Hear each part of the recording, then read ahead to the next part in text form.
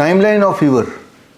अगर बुखार फीवर 3 से 4 दिन तक रहता है तो इसका मतलब कोई वायरल इन्फेक्शन हो चुका है। अगर 1 हफ्ते से अधिक रहता है इसका मतलब इशारा कर रहा है कि बैक्टीरियल इन्फेक्शन होगा। 2 हफ्ते से ऊपर अगर चला गया इसका मतलब निमोनिया की तरफ इशारा है। और अगर कहीं 3 हफ्ते से ऊपर फीवर रहा लगातार, that may mean auto immune disease. कहीं 4 हफ्ते यानी कि 1 महीने से ऊपर अगर फीवर ख़त्म नहीं हुआ इसका मतलब इशारा कहीं कैंसर की तरफ तो नहीं। That is the timeline of fever. और कैंसर की बात थोड़ी कर लेते हैं। ये देखा गया है कि कैंसर के पेशेंट को अगर फीवर हो जाए, बुखार हो जाए, तो कैंसर के लक्षण गायब होने लगते हैं, कैंसर रिग्रेस होने लगता है, ट्यूमर का साइज़ छोटा होने लगता है। 1900 से पहले इसी चीज़ को इलाज के तौर पे यूज़ किया जाता था। जब कैंसर के पेशेंट्स को मलेरिया के वार्ड में रख दिया जाता था इस उम्मीद से कि इसको मलेरिया हो जाएगा, फीवर हो जाएगा, इसका कैंसर चला जाएगा, कैंसर ठीक हो जाएगा, मलेरिया तो हम ठीक कर ही देंगे, वो तो उतना ज़्यादा भयानक बीमारी नहीं है।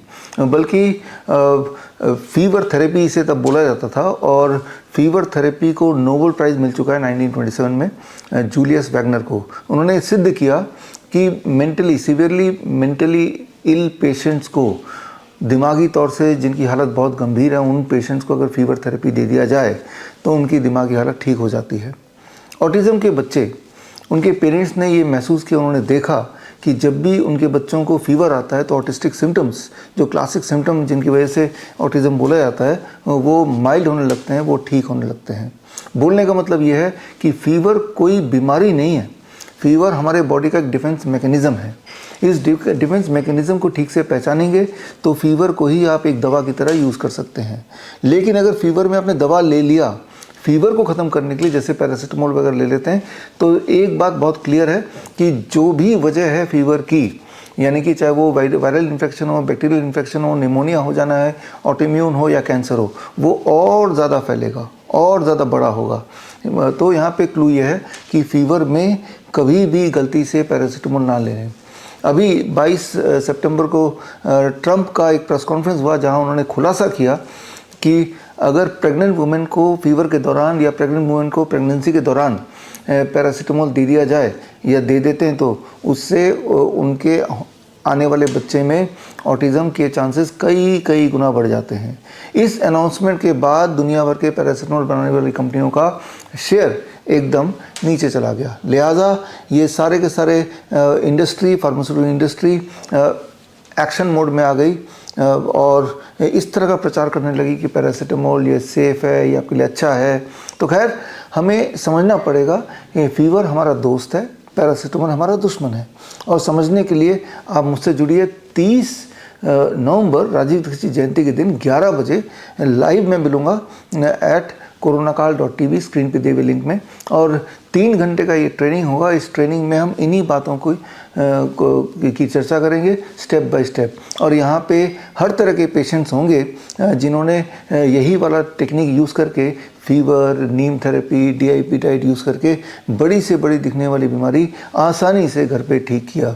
इनमें कैंसर के पेशेंट्स होंगे, किडनी पेशेंट्स होंगे, हार्ट पेशेंट होंगे, थायराइड के पेशेंट होंगे, डायबिटीज़ के पेशेंट होंगे और मुख्यतः ऑटिज़म के पेशेंट होंगे। ऑटिज़म के ऐसे बच्चे, ADHD के ऐसे बच्चे, attention deficit hyper activity disorder, जिनको डॉक्टर्स ने बोल दिया था कि ये बच्चे कभी भी नॉर्मल नहीं हो पाएंगे और उनकी हालत ऐसी ही ज़िंदगी भर रहने वाली है। उन्होंने जब ये प्रोटोकॉल्स फॉलो किए, घर पे उनके पेरेंट्स ने कराया, तो बच्चे पूरी तरह ठीक हो गए, पूरी तरह। और ऐसे बच्चे वहाँ पे होंगे हमारी ट्रेनिंग में। आप ऑनलाइन जुड़ेंगे तो उनसे मिल पाएंगे और उनके एक्सपीरियंसेस से आप ये समझेंगे कि किस प्रकार, चाहे वो मेंटल इलनेस हो, चाहे वो फिज़िकल इलनेस हो, आसानी से घर बैठे ही ऑलमोस्ट फ्री में या पूरी तरह मुफ्त में ठीक किया जा सकता है बिना किसी साइड इफ़ेक्ट के।